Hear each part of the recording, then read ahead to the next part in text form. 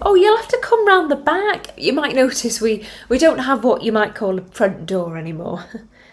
It's good of you to call. No, we appreciate that. You can help yourself to a cup of tea. Oh, no milk, I'm afraid. The tea's not very strong, but what do you expect? I've mashed it more than once.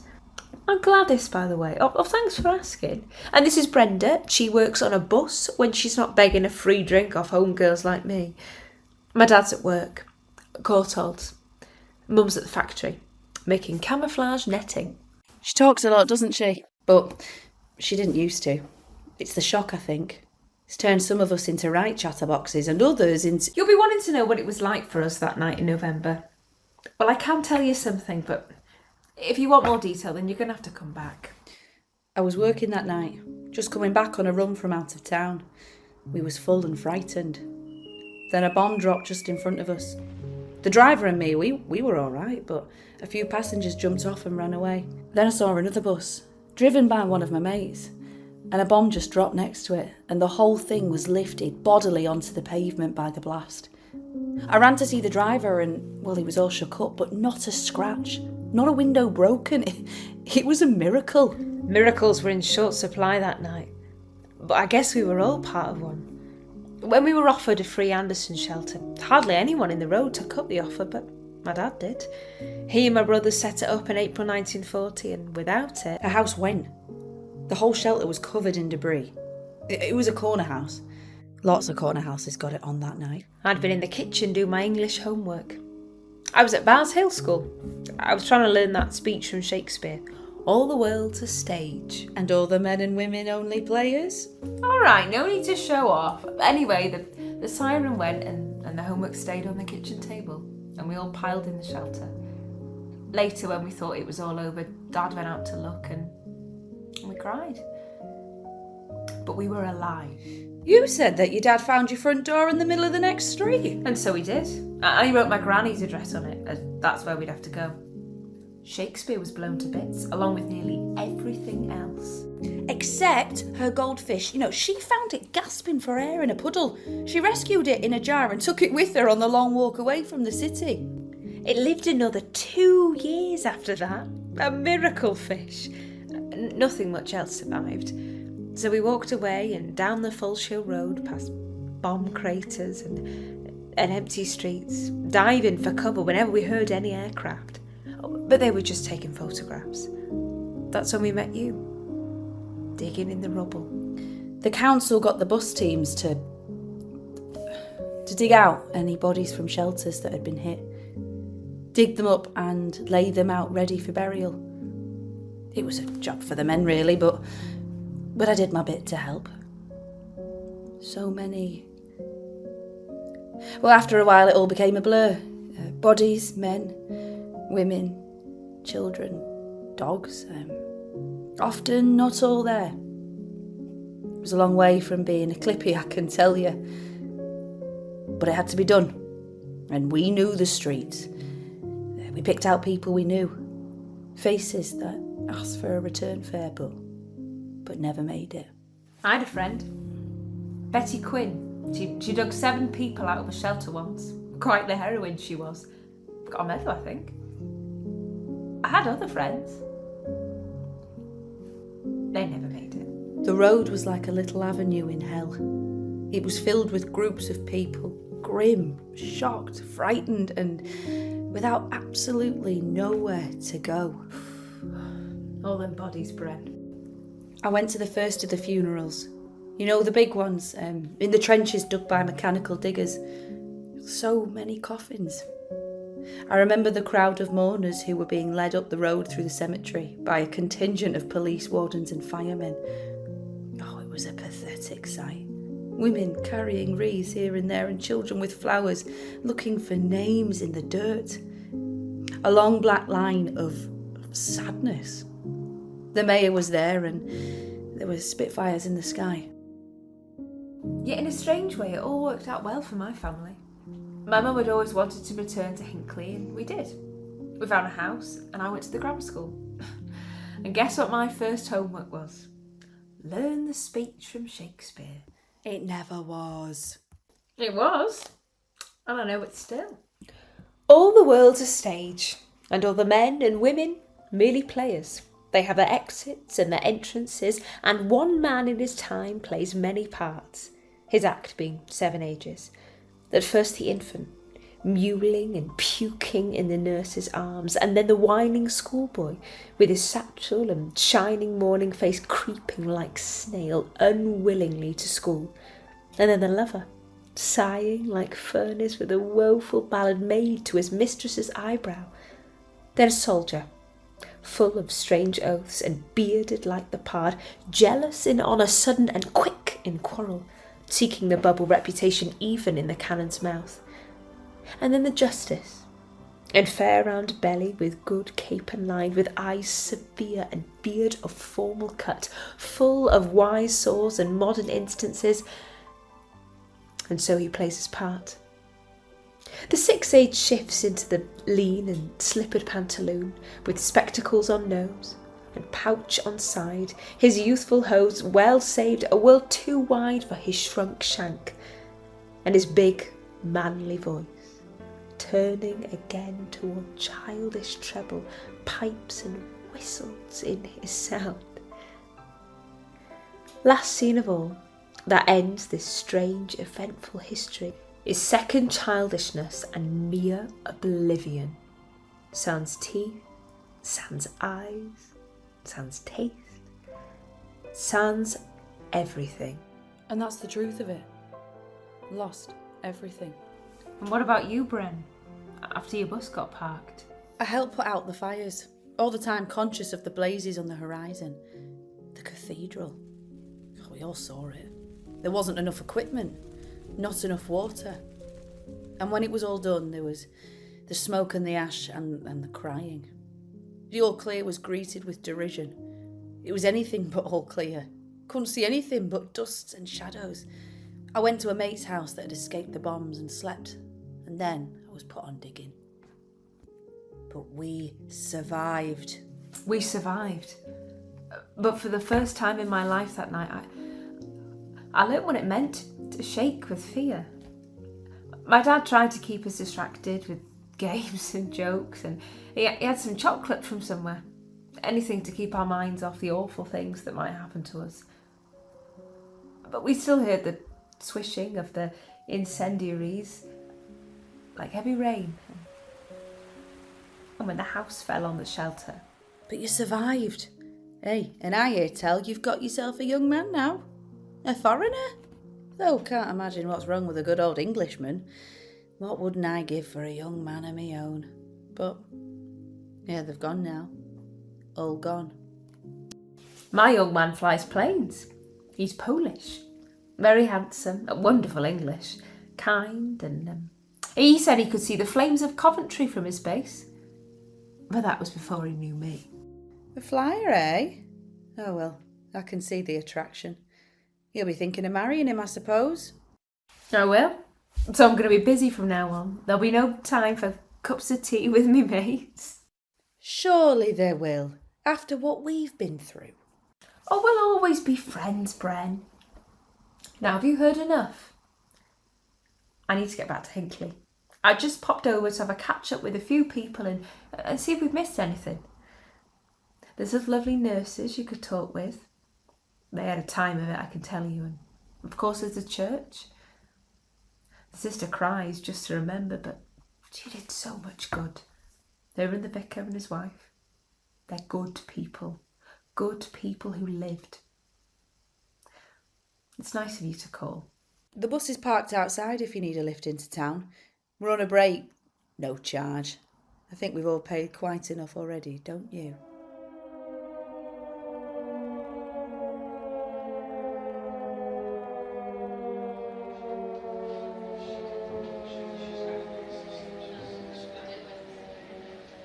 Oh, hello.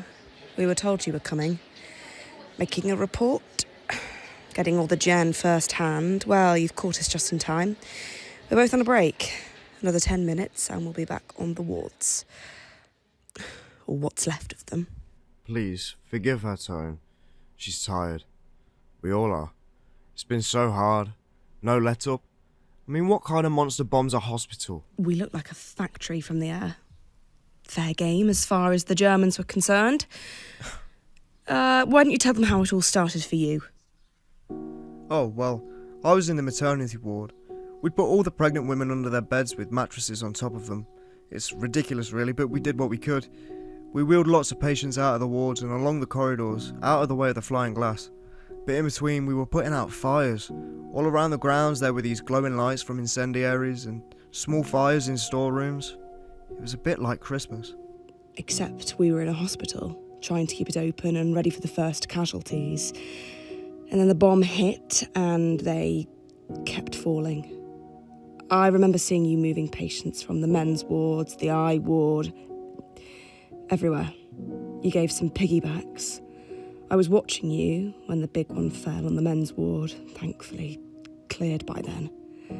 The whole building just collapsed and fell on the ground. We'd been racing over just moments before. When it was all crazy. When we were saving those who we'd moved, we suddenly found ourselves having to save those coming in. I was told to divide them into 2 groups, resuscitation cases and those for immediate surgery. Can you imagine? I was drafted into surgery with this wonderful person. I don't know how you managed, but you saved so many lives that night. The theatre, well, every few minutes it shook with the thud of a nearby bomb. And the power went off and I was finishing operations under 2 small bulbs kept alight with an emergency generator. Every few minutes, we nurses and the anaesthetists would throw themselves under the operating table as bombs whistled close. I couldn't join them, but I'd pull the knife away and duck. You can laugh about it now, but at 1, our supply of steam failed for sterilising instruments. The windows in the theatre had been blown out and there was a bitter wind blowing.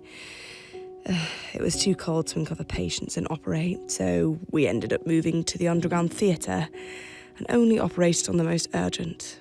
The nurses were marvellous, with hurricane lamps and hand torches. By 4 a.m, I could no longer keep a steady hand. The emergency lighting had failed in the middle of an op, and we finished it on battery lamps. Bomb still fell, but we no longer bothered to duck. After my last surgery, I walked back here, past the superintendent kneeling with patients laid out on the ground. He was praying with them all. His prayers followed me onto the next building where I crashed. You were done in. We all were. There was so much to attend to, so many in need. On the top floor of the hospital, we had a gynae ward with 15 women we couldn't move. They stayed in bed without complaint, although they were covered in glass and plaster from the ceiling when a bomb hit next door.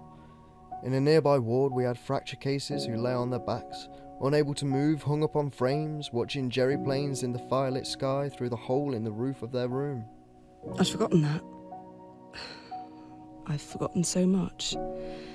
The kindness of strangers and the quiet resolve. Do you remember Nancy? The little girl we put in a ward of older ladies? We were just settling her down when the windows blew in and it was like daylight outside with the sky on fire. Ah, yes. And that ARP warden came round to all the patients with metal bowls to put on their heads. They looked so... funny. They saw it too, and there was laughter. And then old Mr. J pipes up and says to put Nancy in her bed, as if they're going to die, they might as well die together. And we did, but they lived. Many lived. It's not too bad now. Thanks for asking. Supplies are coming in and we've repaired most of the damage. At least we're dry and fed. We do our best. What more can you do? But we're still short of beds. And, well, everything. Perhaps you can get onto the right people. People need to know what it's like here. It's people like you that get listened to. Not us. Anything you can do will help. And don't forget to say how marvellous everyone has been. Angels, the lot of them. But the worst bit was going home after the night and finding... It was gone. My house, just rubble. Mum and Dad were there, they were fine, they got to a shelter, but when I arrived and saw them sitting in the rubble, I just ran to them and wept. We had nowhere to go. Not really. Our family were miles away in Warsaw, but it was to Warsaw they had all walked to find safety, and then those of us with work had to come all the way back. I lived on the outskirts near Berkswell. No damage at all. Though the roads were bad and... the roads were the worst. There were bodies in ditches, them that didn't make it to the shelter. But it's changing now. There's hope. If you want to hear more about hope, then you should chat to the vicar. I know it's his job, but the day his church was hit, he picked up the cross from the rubble and hung it on the wooden hut that he used as a hall, and just carried on. He's a character well enough, and as is his wife. Unsung heroes. Like us? Like all of us that lived through it. You'll remember that, won't you?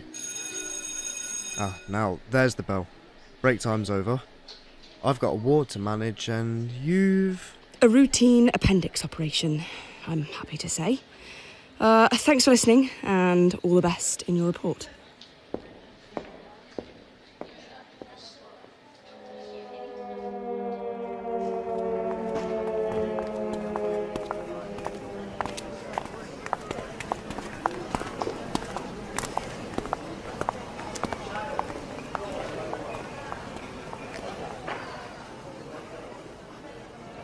Oh dear, no, you've come at just the wrong time. It's just so busy.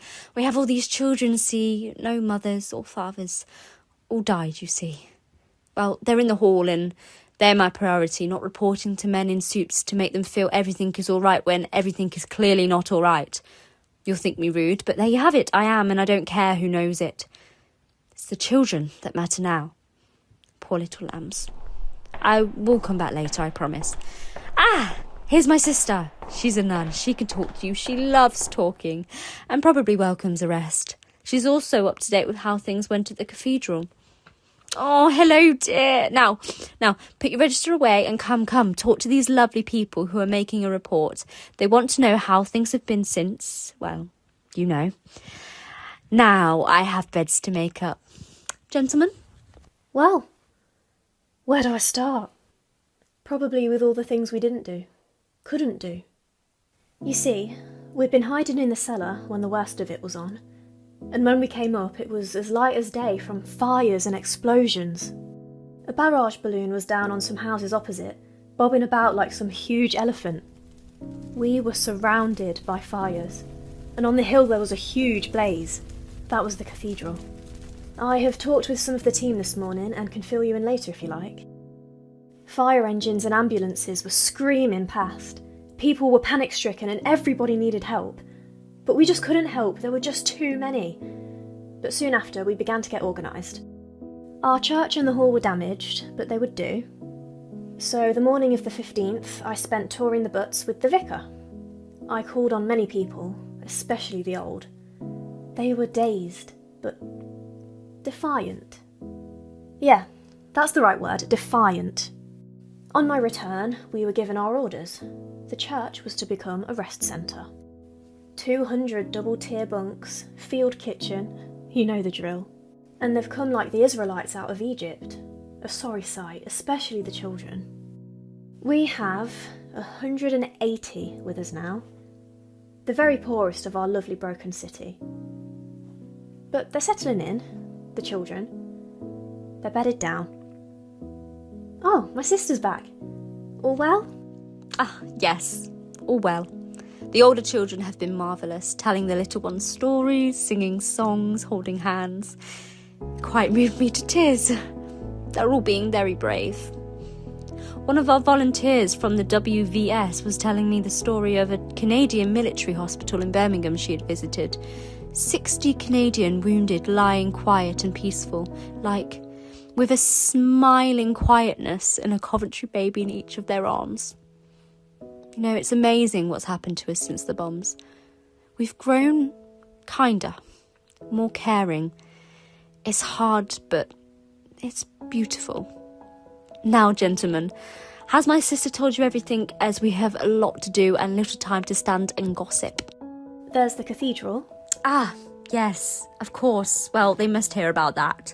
I'm sure you'll have been there already. It's terrible. Heartbreaking. But God's not confined by stone and glass. He's there in the ruins, in our hall, on our streets with the families seeking refuge. The building's gone, but the owner is still at large, so to speak. I was talking to one of the lads who'd been on the roof, on duty with Provost Howard. There weren't anywhere near enough to cope with what they had to face.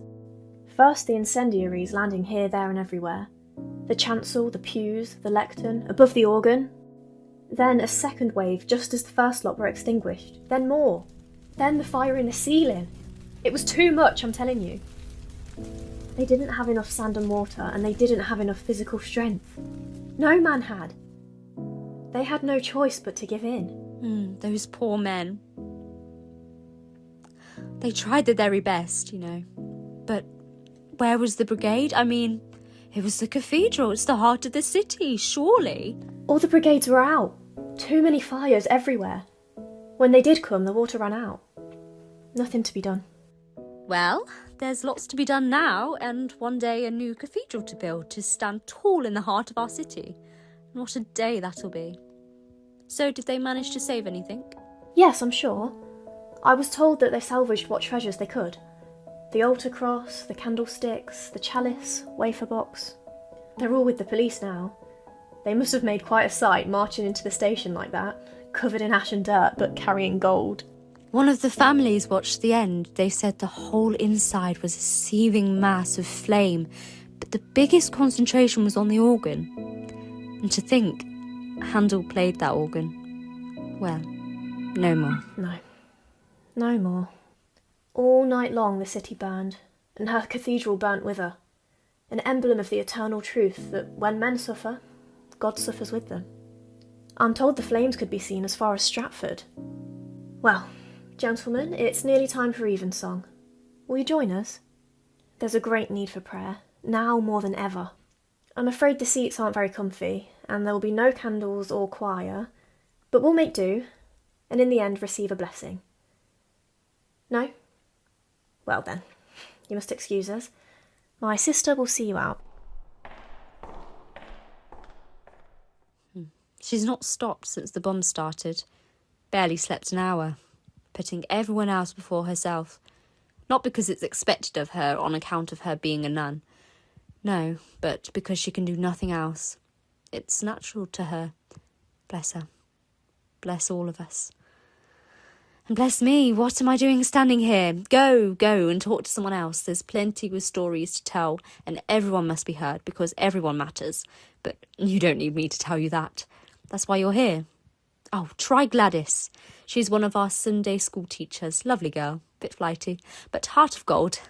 I wish you all well, gentlemen, and God willing, we'll make it to Christmas and welcome home to our city the Prince of Peace once more. Peace on earth and goodwill to men. Amen to that. Amen. Amen.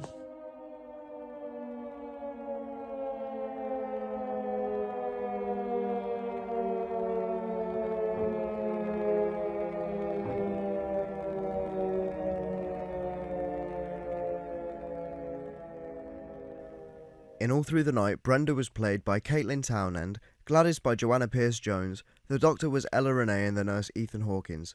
The vicar's wife was Rosie Williams and the sister Lauren Packer. The stories were taken from the book Air Raid by Norman Longmate and from interviews conducted by the company. This was a Red River production for the Coventry Festival of Books.